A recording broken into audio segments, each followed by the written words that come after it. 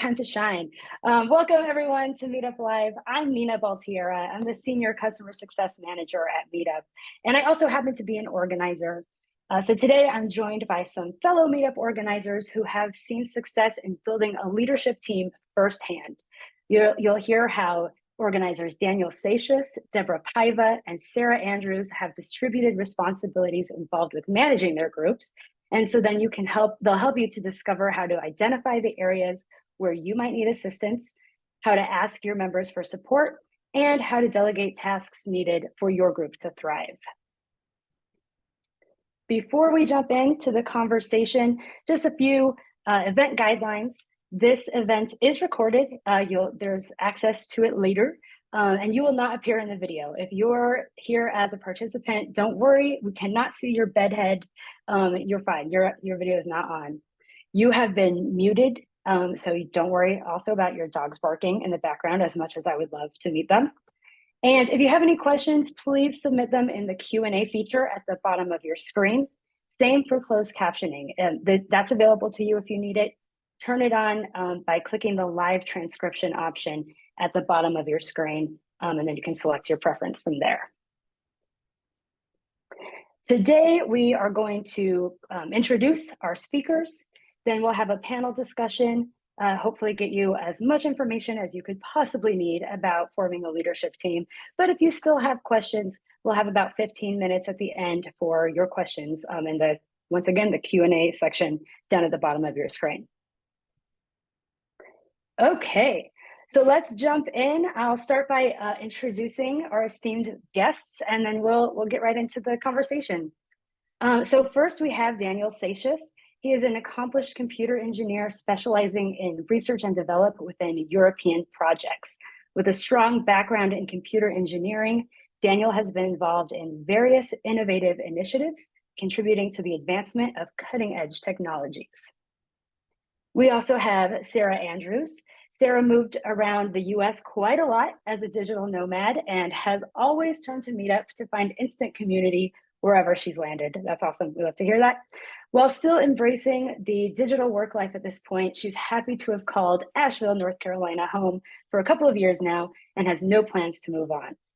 Sarah is looking forward to one day co-creating a community of folks living in harmony with the land, growing lots of delicious food, sharing resources to maximize ease and abundance, and enriching each other's lives through connection.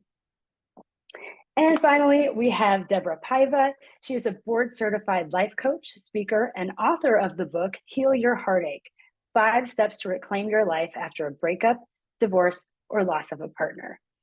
Welcome. Thank you so much for joining us, to our panelists and our participants here. So let's jump in. We have a lot to cover. So let's start so we just got your kind of professional, personal backgrounds, but I would love to hear a little bit about each of your groups, your Meetup groups. So Sarah, why don't you start us off by telling us about yours? Sure. So our Meetup group is called Asheville Digital Nomads, or AVL Digital Nomads, as we're known locally. And we are a group. Our purpose is to connect remote workers socially. When you work at home, often there's a lot of isolation you're dealing with. And we just started the group a little over 2 years ago in the context of a lot of people working from home all of a sudden and experiencing that. And we just provide opportunities to connect with other people in person, which is rare in that lifestyle. Yeah, amazing. Thank you. Daniel, how about you go next? Yep, I'm the creator of Piano Meetup Network in Madrid and Guadalajara, both in Spain. Piano Meetups group. We're a group based on piano loving people, and we try and create a thriving community in a non-judgmental way, because there's too much pressure for pianists or for performance to be perfect, and we try to remove all those tensions and all those difficulties in our group. I've been a Meetup organizer for the last 4 years, and I think that I might be able to give you some insights of a niche group, because we're not a very general group. We really focused on people that play piano and people that love piano. So it's very niche. Yeah, that's excellent. Looking forward to the discussion. Deborah, tell us about your group. Hi, I currently, I've had a couple of groups in South Florida before, but I'm in New England now. And I currently have a group called Women 50 Plus for Friendship and Fun. And basically, we all have a reason why we start meetup groups. And I started a meetup group because I was looking for girlfriends when I moved up to the New England area. I'm also the co-organizer for the Society for International Meetup Organizers, which is specifically for organizers, and that's pretty exciting too. And in both of these groups, we've had the experience where we really called on our members to help. So thank you for asking me to be here. Yeah, thank you for being here. Okay, so that's actually a great segue to getting into the topic that we're discussing today, which is about building a leadership team and knowing when to do it, how to do it. So I'll actually start with you this time, Deborah. How did you first realize you needed support from your community to continue organizing? Okay, so when I first realized it was during when COVID first happened, and I had my groups in Florida. And it was overwhelming to try to figure out how to coordinate, get everyone from in-person meetups to online meetups and let them know that that's a good idea and that they could still connect and that they, could still feel like part of a community. And that was difficult. It was difficult, but, I managed to do it somewhat. But it was a burnout situation at that point. I was really feeling exhausted. It was the Deborah show all the time in both of my groups. I was the one that created content. I was the one that planned everything. So when I moved to New England and I started my new group, luckily I was already a co-organizer with SIMO, the Society for International Meetup Organizers. And I'd been listening to a lot of the organizers in the group. And we learn from each other. That's what's so exciting about Meetup Live, is we learn from each other. And I started listening to all of these people talking about how they had all of this help in their group.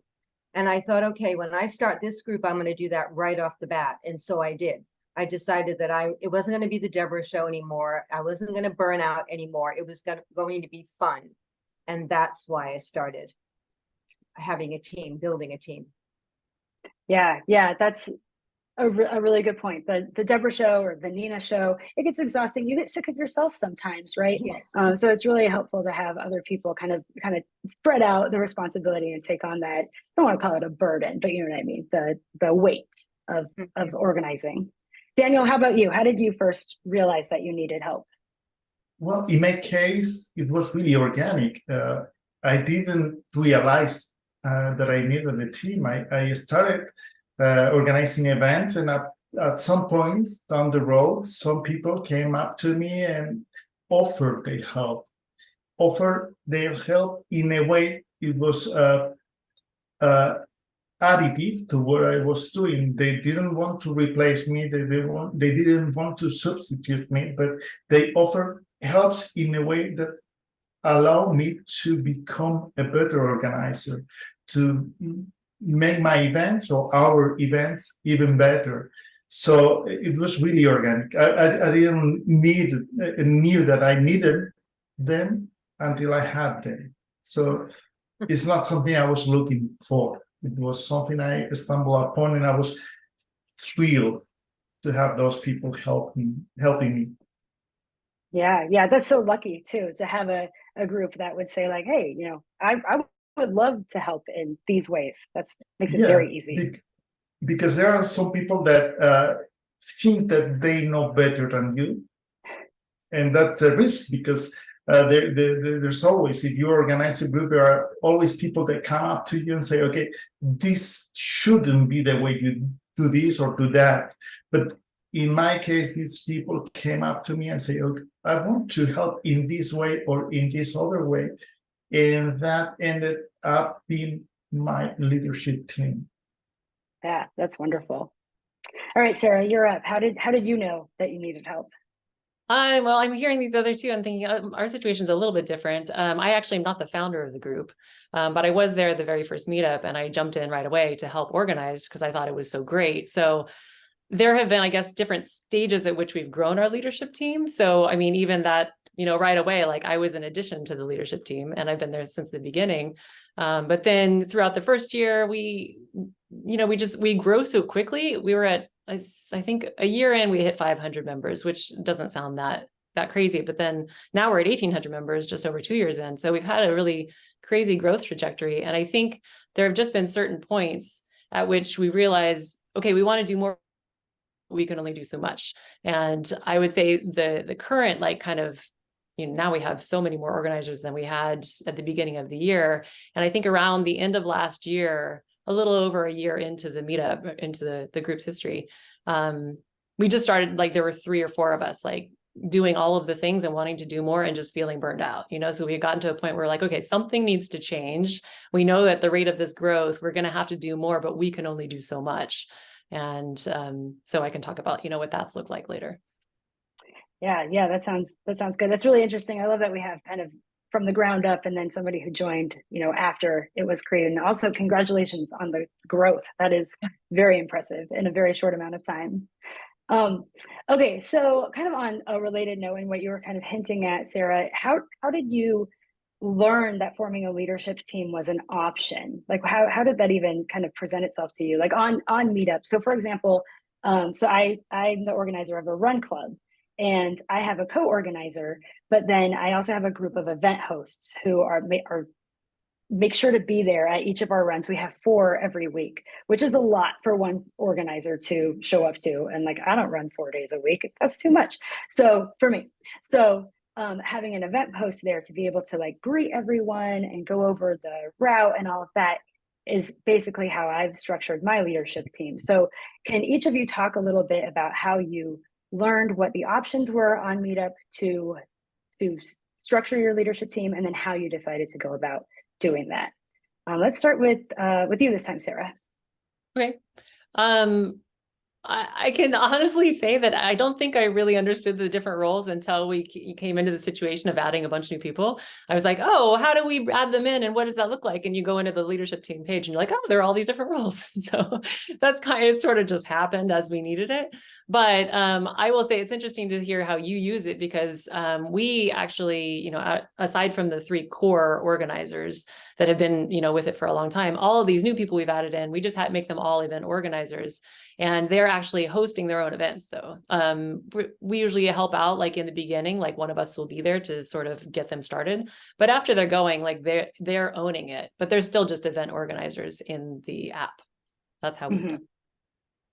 Yeah, that's worked well. It sounds yeah, like it is working well. Yeah, it feels very, I think, approachable to the people who are doing it. It's like they're not taking on any kind of major responsibility in their minds, but having, I think we have, actually I wrote it down, we have 14 organizers in there now, including the 3 of us. So having 11 extra people doing an event once in a while, it really adds up.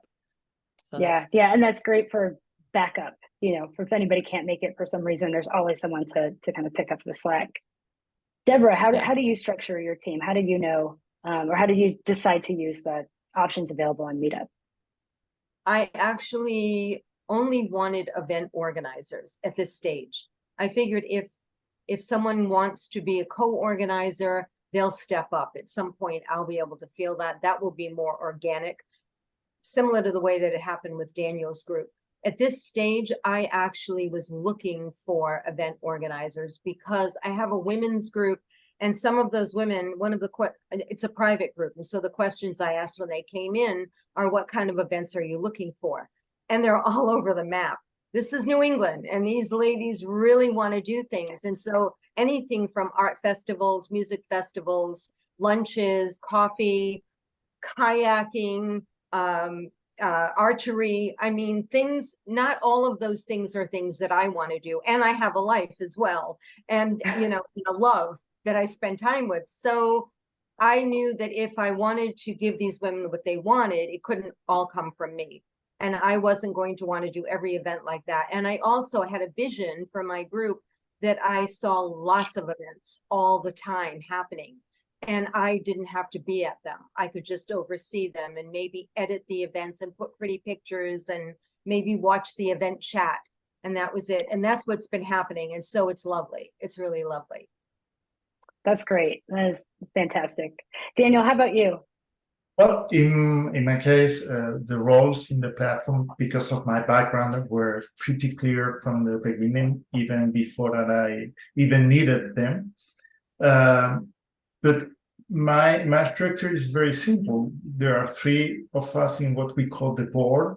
It's myself. I have a head of finances that worries about all the payments, all the money going forward and back. And I have one of the most important, maybe for this kind of events, the head of hospitality, which is a huge responsibility, because one of her main responsibilities is every time somebody comes to an event, so especially the new people, she takes charge of making them feel at home and welcome. So that's one of the key responsibilities of each event. Also, because we're expanding to new cities, each city or each location or each chapter has its own organizer that is responsible for scheduling new events and let people know when they're what they're about and things like that. Pretty much what I do, but they're quite independent from me. Got it. Interesting. So how did, Daniel, I want to start with you on this one, because you said that your members approached you with the idea to help. Did they also say, like, you know, I would like to be the treasurer, or I would like to be in charge of hospitality? How did that work out? Well, they came up with ideas to improve the group, especially because at that time we weren't that we were lacking about financial viability. So they offered themselves to help me in ways to make the group more feasible. And because we started to think and they started to take some tasks that I was doing at that time, I was able to think about ways to improve my group. So it was a win-win situation, because they wanted to do some tasks that I knew I was able to do, and they were eager to help me to take some of the slack. So it was very, very organic in my case. Nice. Yeah, that's wonderful. Just kind of happened accidentally, which is great. Sarah, yeah, exactly. Sarah, how do you go about asking for help from your members? Since it already had a leadership team when you joined, right? How do you do it now that you're on the team? Well, we've done it a couple different ways along the way. It first started out with just sort of identifying, I mean, aside from the core, like I said, we had a core of like 3 or 4, but when we started to want to expand that, we would just notice, like, you know, we would host a lunch or whatever. And if somebody was there and excited to be at the lunch and be like, hey, you want to host one of these on your own? You know, we'll help you out. We'll get you set up. It's really easy, you know. So it started out just sort of like individually talking to people that we spotted at events. But this March, we got to a point where, like, okay, we really want to bring in a new, you know, like a bunch of new energy into the organization of this group, because we had gotten to maybe 1,200 by then or something, and we were just really wanting to expand in a bigger way. So we had a recruitment event. We just scheduled an actual event saying, hey, if you want to help out with organizing or in other ways, just come and we'll discuss and figure it out. And we had, I think, 20-ish people show up. And we just had a discussion about, you know, who wants to do what are you excited about doing? And all the while making it really like, whatever it is that you want to do is awesome. You know, like, it doesn't have to be any kind of crazy responsibility that you're taking on. We're here to support you however you need it. And, you know, it actually turned out that in that discussion, people were like, okay, we're interested in the outdoor stuff, and we're interested in the business stuff, and we're interested in the, you know, whatever, you know. And so it just slowly started to form like these pods. And so we kind of have groups of people interested in different parts of, what we can offer. And it's naturally sort of organized itself that way. That's awesome. Do you expect to do that sort of event over and over again, like annually, or just as needed? Maybe as needed. I mean, at this point, like I said, we have 11 extra organizers doing things. We've gone from maybe 2 to 3 events a month to like 15. So, we've been able to provide a lot more. I imagine like we'll want to expand even more here. I don't know, maybe in the next 6 months. But at this point, it's sort of like the idea is already out there and people have noticed, oh, now all of these different things are being organized by different people than the original, organizers. And so it's just sort of like people come to us now like, oh, I have this idea. And we're like, great, let's organize it and add you in as another organizer. So it's kind of organically happening now, but we may have another event at some point. We'll see. That's great. That's the best.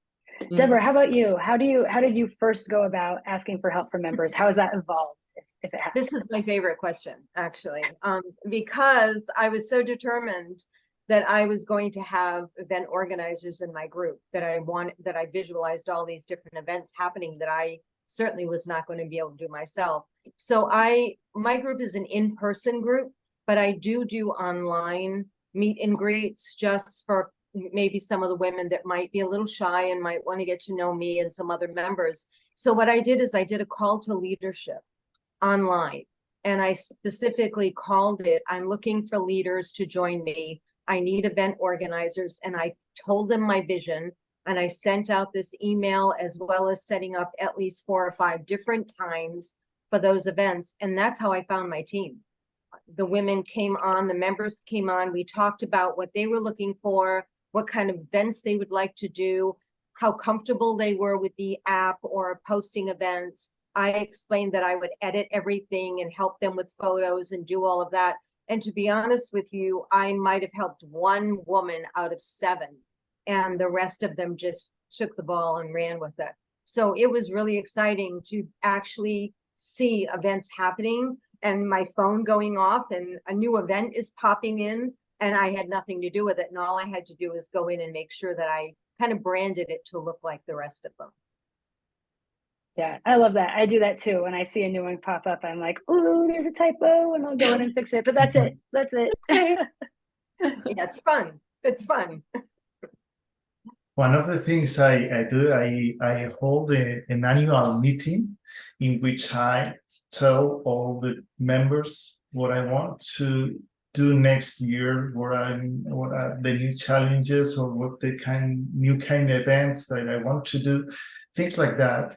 And I organize positions and tasks, and I let them know that I might be able to do that kind of new events or that kind of activities if I have people helping me in this and these positions, or doing this and this task. And this is something I usually do once or twice a year, minimum once. And sometimes people step up and we start doing things, exciting new things, and sometimes they don't. And they're just good ideas in a drawer, which is fine. Yeah. I really love that there's kind of a theme of this, like either annual or as needed kind of ask to the whole group, or opening it up. I think a lot of members maybe aren't as bold to, say that they have an idea or that they want to help, and they might need to be invited to do so. So that's a really interesting idea to do somewhat regularly. Awesome. For our next question, I want to direct it to Deborah and Sarah, because Daniel, you had folks approach you. So this is kind of more for an organizer who is maybe feeling like they're ready to give up, or they're just feeling like it's too hard. What are your main tips to an organizer who knows they need help but might be afraid to ask? Sarah, go ahead. One thing that comes to mind is that, well, look at why you're afraid to ask, to understand what that's really about. But yeah, I don't know, reframing it from like, oh, I'm asking too much of somebody maybe, or something like that, to this is going to support the group. Like I want, I'm asking this for the purpose of the group thriving, like I want the group to have even more than I'm able to provide. So it kind of turns it on its head in a way. Like you're not like asking for help from people. You're asking them to help make this a better thing, you know, like, and I mean, anybody who is benefiting from the group already would see the value in making it better, you know, like if I had help, and maybe get clear about like what that would help to happen. I think we're going to talk about that, but you know, like if I had 2 more people helping, that would mean we'd have 10 events per month rather than the 3 that we're doing, or, you know, something like that. Then I just feel like it eases maybe any anxiety on your part around like asking for help, but also gives like kind of a clearer picture to people around like what could be possible. Yeah, that makes a lot of sense. And that, you know, that you don't want it to be, you know, the Sarah show or the Deborah show, that this is a community for the community. So how can you, it's important to ask for the help that you need to help them. Right. Yeah. Help me, help you. Exactly. Deborah, how about you? So the first thing that comes to mind is feel the fear and do it anyway, because if you don't, you're going to burn out. Absolutely. If you already feel like you need the help, you have to find a way to do it. So do the online meet and greets, or do what I did, an online call to leadership. You would be amazed at how many people would love to jump up and be part of the leadership team, and you can make them event organizers. You don't have to confuse it and try to find an assistant or a or whatever. Just make them event organizers. And if they don't work out, it's not that hard to be able to say to someone, I message them and say, I think I jumped the gun. It feels like you're overwhelmed with your life right now because you're not doing any events. So I can either help you, or maybe, you know, you can come back when you feel that you're ready. You know, there's so many different wonderful, compassionate ways that we can help people. But the key, I think the biggest key to remember is that if people are enjoying your group, they want it to thrive, and they're probably thinking already of more events that they would like to attend and ideas, and they're afraid to tell you because you're not opening the door and telling them it's okay. So by offering these meet and greets online or these calls to leadership, you're letting them know, I want your opinion. What you think and what you want matters to me. And I think that's really important. Yeah, that's a great point. Something that I would add too is that to be specific. You know, at the time we had 3 runs a week, and I was going to all of them. I was being the host of all of them, and I just needed to cut back. But there were a few beer runners, we're both city beer runners, a few beer runners who at the Thursday run were there every week. They were incredibly consistent. They knew how it went. They knew the culture. So I said, like, you know what? I don't think I can come to these anymore. Would you like to step up as event host? And so it's very specific. All you have to do is keep doing what you're doing, but just make sure that, you know, the people who said they were going to come show up, make sure you do introductions, all of the sort of like rules that we do. But it's very specific. It's not asking for really much more than they're already doing. And it helped immensely. I was able to, you know, free up my free time. All right. Absolutely. Yeah. Okay, so similarly, you guys kind of answered this question already, but if there are more comments on it, I would love to hear them. How did you decide what roles or tasks to delegate and which you kept for yourself? Deborah, you like this? Okay. Oh, sounds like Daniel's ready to go. Okay, Daniel, hang on. I'll be short. I'll be quick. Basically, as I said, I wanted just event organizers because I feel like anything beyond that will happen organically. So basically, I was just looking for women that had ideas, creative ideas, even if I had to post the event, even if I had to dress it up and I send out the emails. I constantly comment to everyone, don't forget you've RSVP'd, please show up to Vivian's event or whatever. I take on the brunt of all of the overseeing. But I was just looking for people, women specifically in my group, that were creative and would come up with ideas that maybe I would not have thought of. And I have actually attended a couple of those events, and I get to attend them and not run them, which is really delightful too. Yeah. Daniel, please go for it. Yeah, I think this is an alignment challenge. I see this part as a Venn diagram. what I need as a person or as an organizer, what the project needs or requires from the organizers, what I miss as a person, because I'm not perfect, I'm far from perfect, and there are some major things I'm missing, and what the project lacks. So these are kind of things I need to align with people from the project. And again, from those people that might be, for me, this is a journey that is going to happen because it's in the long run. You just don't go to the first event. Sarah might think otherwise because her experience is different, but this is a journey. So people start attending, and from the people that is consistent, that comes again and again, you need to choose of those people who are able to do things that you match with your needs and with the project, or what you lack, what they would like to do, what they would be able to do, and things like that. So it's like a Venn diagram, and in the middle, that's the sweet spot that points a person that is going to help you improve your group. Yeah, that's a really good point. What are the things that you're kind of lacking? Where is your skill set just, not as up to snuff as somebody else's might be? And Yeah, what you really good want point. to stop doing, or what you're able to delegate, because that's tough, really tough. It's your baby. Yeah. Not everything is going to make your heart sing. Some stuff might make you feel a sense of dread. So delegate that stuff. Sarah, how about in your group? How do you decide which roles and tasks to delegate or keep to yourself?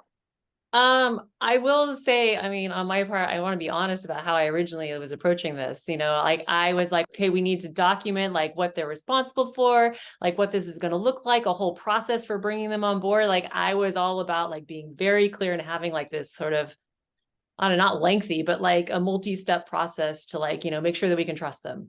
And that didn't, I don't know, like it wasn't really working, and then once our founder was like, let's just let everybody do, if they want to contribute, let's just bring them on and like try it out. Like that has been much more, it's provided much more explosive growth in terms of our organization. And so, that can be a little bit messy sometimes, but I think when you're just, approaching it as like, let's just try it out, whatever it is that you're excited to do, as long as it makes sense with our mission. I mean, I think it's really helped to have a very clear mission that we're about providing opportunities for social connection for remote workers. And if it doesn't align with that, then we're not going to even entertain it. But if it does, and that, I mean, encompasses a lot, there's all kinds of stuff you can do in person, around here especially, there's all kinds of outdoor stuff, whatever.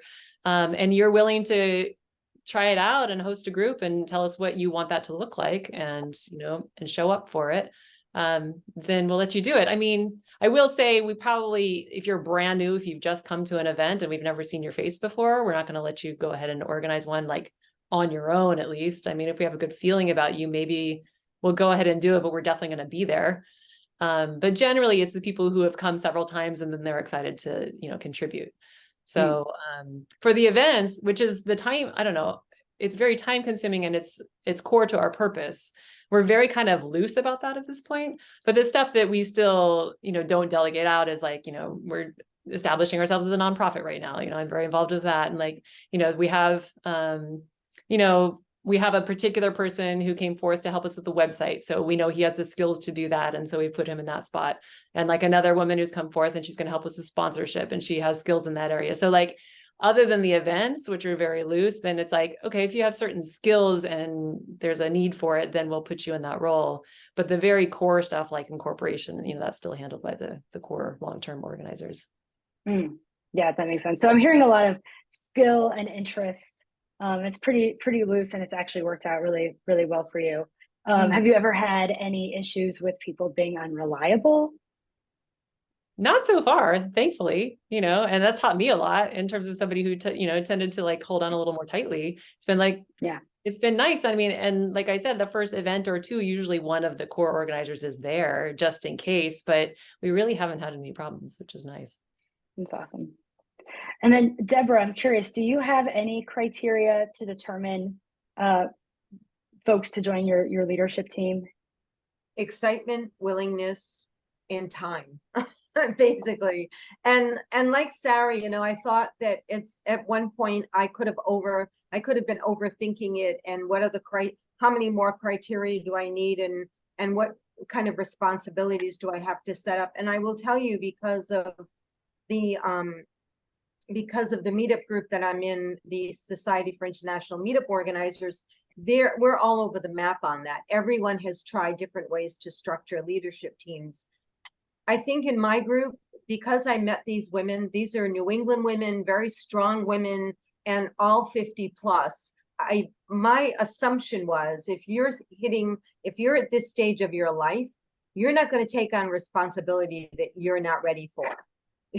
That's just the way I looked at it. So I kind of looked at it like I was talking to a bunch of my girlfriends who definitely would have said, no, that's not for me. And I do have women that are willing to host and say hi and welcome new people, but they don't want the responsibility of the rest of, setting up events and all of that. So basically, I'm looking for women that are willing, that have a little bit of know-how, that are creative in their thinking. And I have had absolutely no issues. It's been really wonderful. I have not had to attend any of those events unless I chose to. And it's worked really beautifully. But I think a lot of it is just my trust in the fact that these women should know what they're doing by this time. Yeah, that's a really astute observation. That's really cool. So you also, again, teed us up for a wonderful segue. I would love to hear, I'd be interested to hear about any conflicts that any of you have had with your leadership team. Daniel, yeah, please. That would be me. I sometimes down the road I had to replace part of my leadership team. The thing is, this is a learning process. You never know everything. So not going into much detail, but you have a mission, you have values, and you have a vision. And that vision needs to be shared 100% by your leadership team. And that's very, very important, because all the people that come and attend regularly to our events really love the project and understand the mission and love playing piano and love everything. But in order to keep the group going on, you need to grow.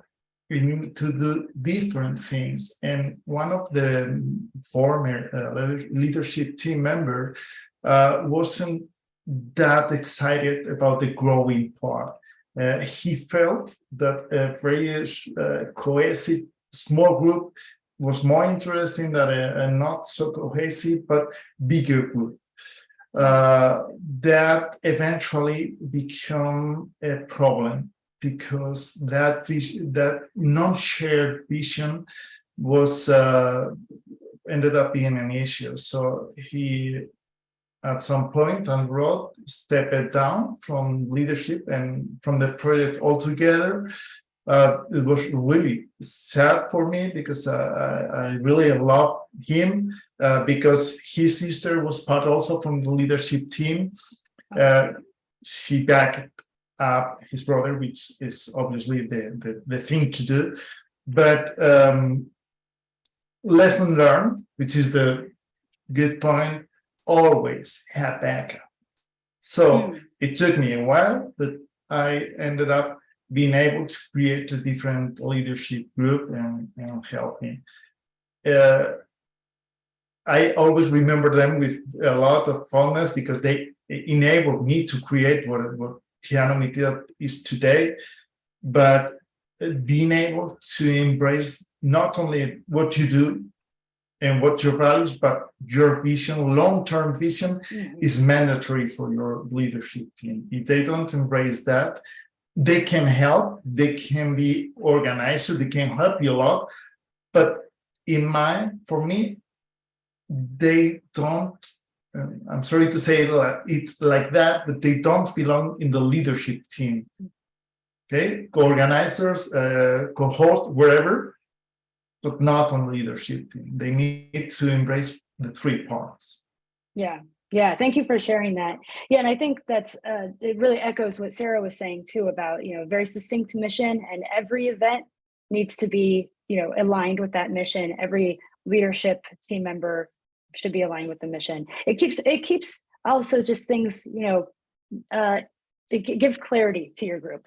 For people who are interested in joining, there's no question about like, what does this group do? Like they're all over the place. Like, that's something that, somebody could find your group and be like, these are my people, because they know exactly what you're up to. Going back to something I said before, this is a journey. There are people that just want, and they're passengers. They go, they enjoy, and they don't want to involve themselves anymore. But Right. there are active attendees, there are engaged attendees, and there are committed attendees. So from that journey, from the people that first start in your group to the people that are believers, there's a journey that hasn't happened from one day. This is a long journey, and from that deep, able believers is the one you choose your leadership group. Absolutely. Yeah. I have a couple more questions before we hand it over to the audience Q&A. These are my favorite, so I really want to get to them. What has your leadership team enabled you to do that you wouldn't have been able to do on your own? Deborah, let's start with you. I have a life. I have a life. I'm so excited. What happens is, as we all know, as organizers, we get very wrapped up in our meetups because they mean so much to us. No one starts a meetup group, at least not anyone I know that's been successful at it, to make money. Everyone starts a meetup group to make friends, to give back to the community, to create more with other people, whatever. And so it's a passion. And so the problem with the passion, though, is that we can get really overwhelmed with it. And it can really capture all of our time and our energy. And then things happen in life that we're not giving enough attention to. So having a leadership team has enabled me, for example, last holiday season, to sit and watch this great movie with my guy and watch the event chat go crazy because someone was doing an event and all of the women were trying to find each other, and it was just so much fun, and I had nothing to do with it. That's what it's enabled me to do. Love that. And then Sarah, I'm really curious how Asheville Nomads shows their leadership team appreciation. What do you do to thank your leadership team? You know what, quite frankly, not enough. I mean, this question came up in the list of questions for today. I'm like, gosh, we really need to focus more on that. I mean, we're a very warm and welcoming group, and like we, show appreciation to everybody. But I think, like we thank our organizers a lot. We have a Slack channel, and like we're all very communicative in there. But something comes to mind around like we should have a party for the organizers, or we should like have an event just for them. It's still so new for us to have so many people involved that I think we're still trying to figure it out, but it's a great question, and I'm definitely going to be thinking more about it. Yeah, same. There's a lot that I'd like to do for my leadership team. This just doing it is interesting. But we could talk about this some more later. Okay, let's move on to audience questions. The first one that I have is, I don't know who it's from, so sorry, but if you do want to chime in the chat to say it was you, that's cool. How should we deal with the gap between good intentions and attendance? I think this might be referring to RSVPs, but no shows. Oh, Deborah's animated. Oh yeah, I'm getting animated about this because I have actually created in my group what I call an RSVP etiquette. And it basically goes something like, do not RSVP if you'd like to come. Do not RSVP if you're thinking about coming. Do not RSVP if you might come. But RSVP only if you're planning to attend. And it's, those aren't the exact words, but it's basically, that's the gist of it. And I also make comments a lot before the events, not just mine, but my event organizers, a couple of days before I start reminding the RSVPs, if you've RSVP'd, we're expecting you to show up. So please be polite and change your RSVP if you can. And I think that's gone a long way. Our no-shows are very low in my group, and they were, getting up there for a while, but now they're very low again. And do you think it's the RSVP etiquette that I think that did I it? put that RSVP etiquette on every single event. I throw it into every event, and it's in every one of my emails. Yeah. I love that. In- I love that. Great idea. In my case, we have 3 strikes. If you happen to RSVP and no show 3 times, you're kicked off. Never have Wow. to kick anyone, but there's that in place. And also because we rent a venue, we need to pay for the venue. We ask them to pay beforehand. And if they do pay beforehand, 3 days before the event, they get a discount. So once they've paid, it's really strange that someone that has paid is a no-show. And if they let us know with enough time, we refund them if they let us know with enough time.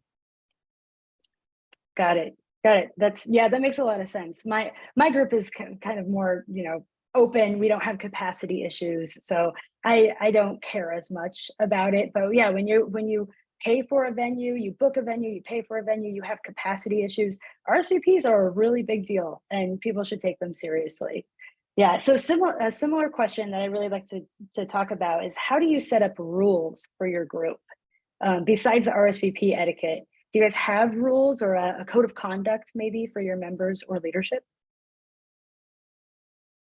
I do. I do a very thorough set of rules, both in code of conduct, because we like to think that we heal a lot of people that has studied in a conservatory. So not judgmental, you cannot criticize, not even positively, but also because it's a long run group, you ended up struggling with some incorrect behaviors. So, for example, we're not a singles group, so we don't allow that kind of behavior. So the first time I encounter a person that was behaving in a singles, trying to pick up someone, I changed my rule set. And every time I detect some improper behavior, I ended up changing my rule set to adapt it to what I don't want to happen in my group. So it's not something that you start up and you have the definitive rule set. This is something that evolves and is more or less constantly changing based on your needs. Right, reactive rule setting. Unfortunately. Yeah, absolutely. Absolutely. Yeah. Deborah, did you have something? No. Okay. Sarah, how about you? Did you set rules? We don't have any rules, unless I'm totally forgetting something. I mean, I think we've done a really good job of setting a strong culture of being very welcoming to everybody. We always have name tags at our events. I mean, except for there was a tubing event recently where people went tubing in the river. There was no name tags that day, but that was probably the first time. We always have name tags. We always have signs to show this is where you go. We always make it very clear. And as the organizers, we've always made sure to see, look around, see who looks a little lost or who isn't talking to somebody, and make sure that they're included. And I think that's created a culture of that just kind of we don't really, it doesn't feel like we need rules at this point, at least. We'll see, it's an evolving thing, like Daniel said. So we'll see if we need to set something in the future. But I was going to say, I do have one rule, and that's positive women only in my group. And that is spelled out in the first, when they look at the group and they see what it's about. And it's also reiterated again when they get the welcome message from me, as is the RSVP etiquette now. But I think, as Daniel said, it's so true. It doesn't have to be, you don't have to set up rules and then just stick with those. You find out what you need to add in. When I had a singles group, I had to make sure that one of the things that I added in, one of the rules, if you will, or guidelines, was men, please don't message women you haven't met in this group. If you haven't met them yet, do not be messaging them. So yeah, I think we develop the rules as we go along and the guidelines. Yeah. I like to call them guidelines even more. Yeah. We go along. Yeah, that's a nice way to put it. So I have a little bit of a technical question from an audience member.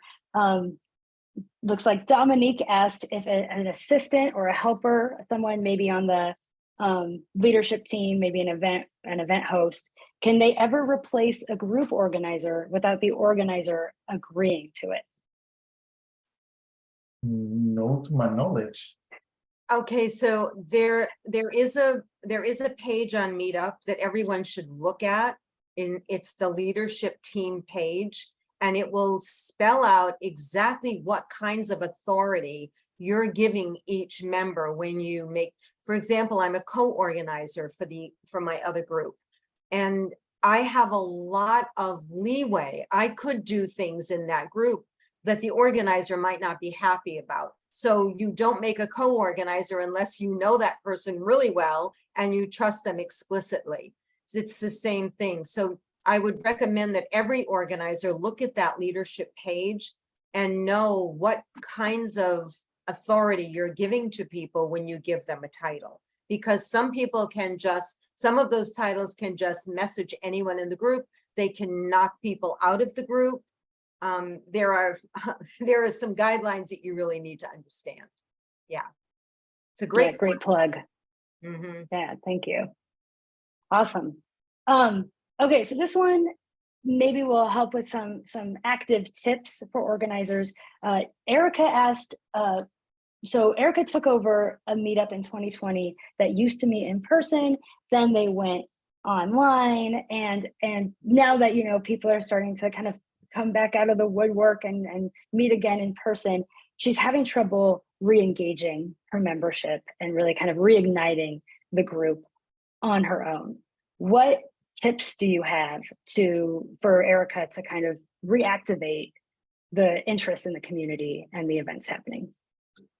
I actually messaged Erica and suggested she join the Discord community for one thing. And I explained to her that you would be sharing that information at the end of this session. And the other thing that I would say to Erica is that go in and message the entire mailing list, introduce yourself, and maybe do a couple of online meet and greets, and with the purpose of finding out what these people are looking for in the meetup. Because again, we can't assume that we know why other people join the meetup and what they want. So that would be my other suggestion. Yeah, great tips. Sarah, any tips? I would have said the same thing, like you find out what they're looking for, maybe the things that you're trying aren't resonating and you won't know until you ask. Mm-hmm. Yeah. I might go in a different way, because one of the things when I started my group is I wanted to do some things. And if the things I do want to do doesn't resonate, using the same term, with people, then I quit doing that. So it's good to hear your members, but you need to be true to yourself and what you want to do. So, and I think I was going to say, Daniel, I agree with you, because your group is very specific. Your group is if it's a group that's doing a lot of different kinds of events, like mine is a friendship group. So it's very different from what you do. And yes, you want to stay in line with your vision for your group, because it's a beautiful vision. I agree with you there. Yeah, obviously depends on, but for example, I wouldn't, in my group, I wouldn't switch to singles events. Nothing wrong with that, but it perverts what I want to do. So again, it needs to be true with what you want to do.